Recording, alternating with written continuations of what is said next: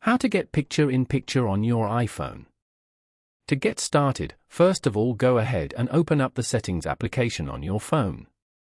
Once you're here, go to General as shown. From here, you can manage your overall setup and preferences for iPhone, such as software updates, device language, CarPlay, AirDrop, and more. Then, scroll down and go to Picture-in-Picture as shown. On this page, turn on the Start Pip automatically switch. Picture-in-Picture mode is now successfully turned on. With this setting, videos and FaceTime calls will automatically continue in picture-in-picture when you swipe up to go home or use other apps. Following these steps, you can easily get picture-in-picture on your iPhone. Thank you for watching.